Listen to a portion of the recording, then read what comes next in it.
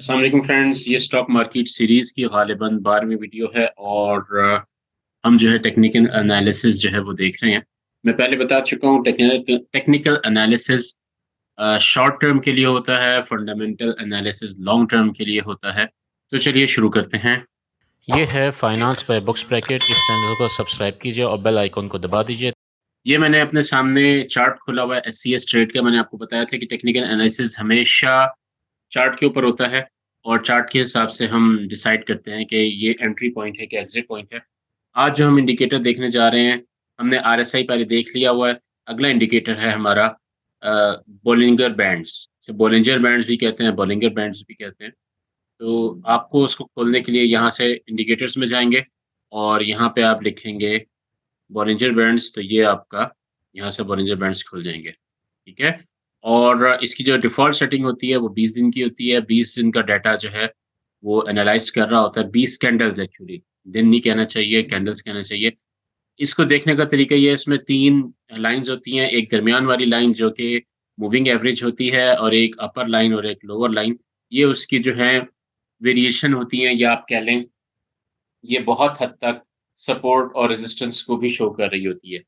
तो आपने जो है बोलिंजर बैंड्स को आप इस तरह से समझ लें, ये अबव वाली लाइन एक तरह से सीलिंग है और बिलो वाली लाइन जो है वो एक तरह से फ्लोर है।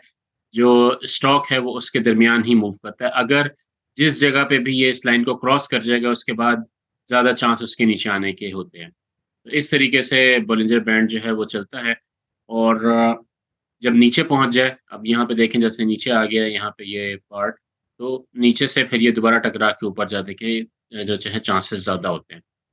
तो हमने जो है इसके मुताबिक चलना होता है इसको। ये एक इंडिकेटर है।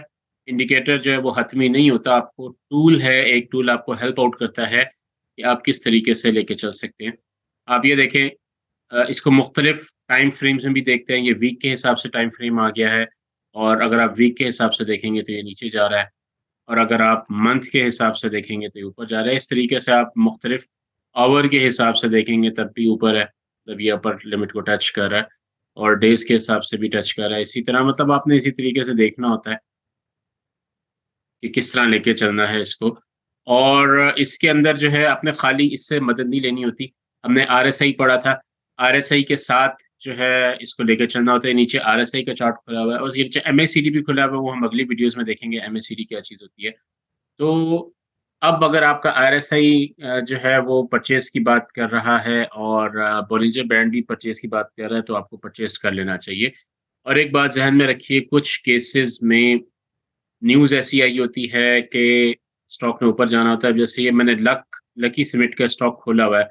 आप इसको देखें तो ये जो है मैंने वीक्स के हिसाब से खोला हुआ है। देखें एक कुछ वीक से मुसलसल ऊपर जा रहा है। ये 534 से 729 तक गया है। इसकी रीज़न्स हैं, रीज़न ये है कि इसकी कंपनी जो है वो अपने शेयर्स बाय बैक कर रही है। तो जिसकी वज़ह से जब बाय बैक करती है तो शेयर की प्राइस जो है वो इंक्रीज़ होती है। क्योंकि मार्केट में शेयर की तादाद कम होना शुरू हो जाती है, डिमांड बढ़ना शुरू हो जाती है। तो इस तरीके से जो है आप इसको देख के चलते हैं। हम डेली पे ही रखते हैं, इसके अलावा एक और देख लेते हैं, हम मिलर ट्रैक्टर्स को देख लेते हैं। देखिए मिलर ट्रैक्टर्स को देखें, ये भी इसी तरीके से बोलिंजर बैंड्स को फ़ॉलो करता है, अपने टोटली ऊपर-नीचे जाता है और इसी हिसाब से चलता है।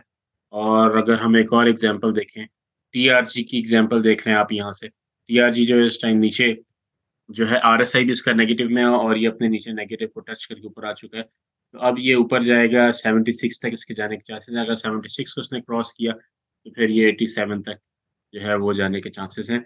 बोलिंजर बैंड्स को ज़्यादातर स्टॉक्स जो हैं वो फ़ॉलो करते हैं। तो आप इस छोटे से इंडिकेटर के ज़रिए 2-3 इंडिकेटर लगा के आप ट्रेडिंग जो है वो बड़े अच्छे तरीके से कर सकते हैं और बड़े अच्छे तरीके से पैसा कमा सकते हैं। तो इस तरीके से आप जो है चीज़ों को लेके चलते हैं। बॉलिंजर बैंड्स की सेटिंग्स देख लेते हैं यहाँ पे। इसका मीडियन है, मीडियन का कलर्स यहाँ पे आप देख सकते हैं, अपर और लोअर बैंड देख सकते हैं। यहाँ पे देखें ये लेंथ है 20 डेज़ की, हमने डिफ़ॉल्ट ही रखी हुई है, लेकिन आप इसको चेंज भी कर सकते हैं। 20 कैंडल्स मैं इसको 30 कैंडल्स कर दूँगा तो थोड़ा-सा एक्स्ट्रा जो है वो आपकी जो एमएसीडी लाइन है वो थोड़ी-सी एक्स्ट्रा स्ट्रेट हो जाएगी आपको।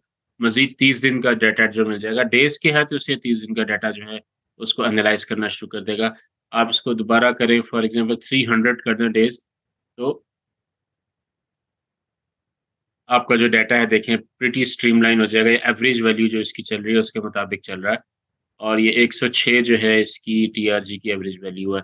मतलब आपको जो है अपने डेज़ के उसके हिसाब से देखना होता है कि कितना जो है आपको डाटा लेके चलना है, कितने डाटे को आप एनालाइज़ करना चाहते हैं। अब इसी को अगर मैं वीक्स में कर दूँगा तो और ज़्यादा स्ट्रीमलाइन डाटा हो जाएगा। आपका जो है पिछले 300 वीक्स का डाटा उठा लेगा, कई सालों का डाटा उठा लेगा। इसी तरह अगर मैं ओवर कर देता हूँ, तो ये चंद दिनों का डाटा होगा।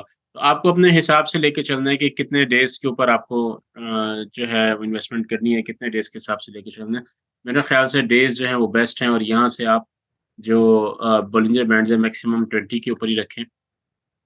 200 का मतलब है आप 5-6 महीने के लिए कोई स्टॉक ले रहे हैं, तो ये उस सूरत में आपको प्रॉफ़िट देगा। तो जितना आपने प्रॉफ़िट रखना है, जितने दिन के लिए आप इन्वेस्टमेंट करना चाहते हैं, उस हिसाब से आप इस इंडिकेटर को चेंज करेंगे और यहाँ से आपको आरएसआई और बोलिंजर बैंड दोनों को अपने साथ लेके चलना है। दोनों को साथ लेके चलेंगे तो आपको जो है प्रॉफ़िट के चांसेस बहुत ज़्यादा हैं। तो दोस्तों ये थी आज की वीडियो, उम्मीद है आपको पसंद आई होगी। अपने कमेंट ज़रूर दीजिए, अपनी राय का इज़हार ज़रूर कीजिए। मेरे साथ बने रहने का शुक्रिया। अल्लाह हाफ़िज़।